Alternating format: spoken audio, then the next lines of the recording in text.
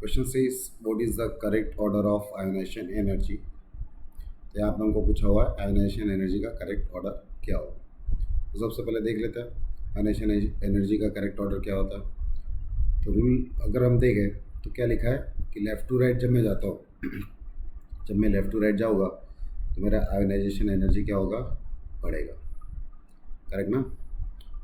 अब यहाँ पे मैं देखूँ तो यहाँ पे हमको दो एलिमेंट दिए हुए, एक पोटेशियम दिया हुआ है, एक कॉपर दिया हुआ है। क्या क्या दिया हुआ है, पोटेशियम एंड कॉपर। तो जब मैं बात करता हूँ पोटेशियम और कॉपर की, तो ये लेफ़्ट टू राइट होता है। तो लेफ़्ट टू राइट में आयोनाइजेशन एनर्जी बढ़ेगा ना। तो यहाँ पे बड़ा कौन होगा, एनर्जी। एनर्जी ज़्यादा किसको लगेगी, कॉपर को लगेगी। समझ में आया। मतलब कॉपर में से इलेक्ट्रॉन निकालने के लिए मुझे ज़्यादा एनर्जी लगेगी, क्योंकि हमारा रूल क्या बोलता है, left to right ionisation enthalpy बढ़ती है। ठीक है। अब बात कर लेते हैं कॉपर प्लस की। अब कॉपर प्लस और कॉपर की अगर मैं बात करूं, अगर मैं किसकी बात कर रहा हूं, कॉपर प्लस और कॉपर के बीच में, तो कॉपर का कॉन्फ़िगरेशन क्या होता है, इट इज़ 4s1 3d10। ये सुनो, 4s1 3d10। और कॉपर प्लस की क्या हो जाएगी, 4s से एक इलेक्ट्रॉन निकल जाएगा तो 4s0 3d10 हो जाएगा। अरे ये सुनो, स्टेबल कॉन्फ़िगरेशन आ गया ना 3d10 मतलब।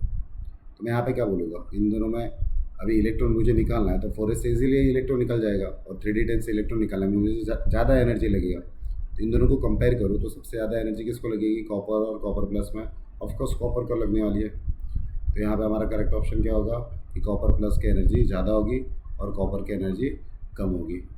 ठीक है। अब मैं बात कर लेता हूँ के प्लस की। अगर हम के प्लस की बात करें ना, तो अगर पोटेशियम का कॉन्फ़िगरेशन देखें तो 3p6 4s1 होता है। क्या होता है, 3p6 4s1। तो जब के प्लस में से अगर मैं इलेक्ट्रॉन निकालूंगा तो कहाँ से इलेक्ट्रॉन जाएगा, 4s1 से जाएगा। अभी 1 निकल के यहाँ पे क्या आ जाएगा, 0। अगर मैं नोटिस करूँ तो 3p6 जो है ना, ये नोबेल गैस का कॉन्फ़िगरेशन अचीव कर रहा है। ये सुनो, यहाँ पे कौन सा कॉन्फ़िगरेशन अचीव हो रहा है, नोबेल गैस का। कोई भी एलिमेंट नोबेल गैस के कॉन्फ़िगरेशन के सामने, अभी जैसे कि बात करें हम 3d10 की ना, तो 3d10 जो है वो सूडो स्टेबिलिटी शो करता है। सूडो मतलब क्या, क्या ये नोबेल गैस का स्टेबिलिटी दिखा रहा है क्या, नहीं ना। तो नोबेल गैस में से इलेक्ट्रॉन निकालना सबसे ज़्यादा भारी होता है।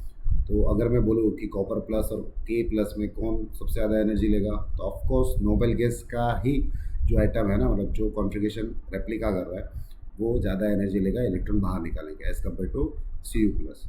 तो यहाँ पे इन दोनों को अगर मैं कंपेयर करूँ तो किसको ज़्यादा एनर्जी लगेगा, के प्लस को, और Cu प्लस को कम एनर्जी लगेगा। क्या पॉइंट है यहाँ पे कि जो Cu प्लस है वो स्टेबल तो है, बट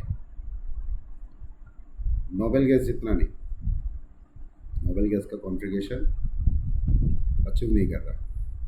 और जो के प्लस है वो स्टेबल तो है, और किसका कॉन्फ़िगरेशन अचीव कर रहा है, नोबेल गैस का।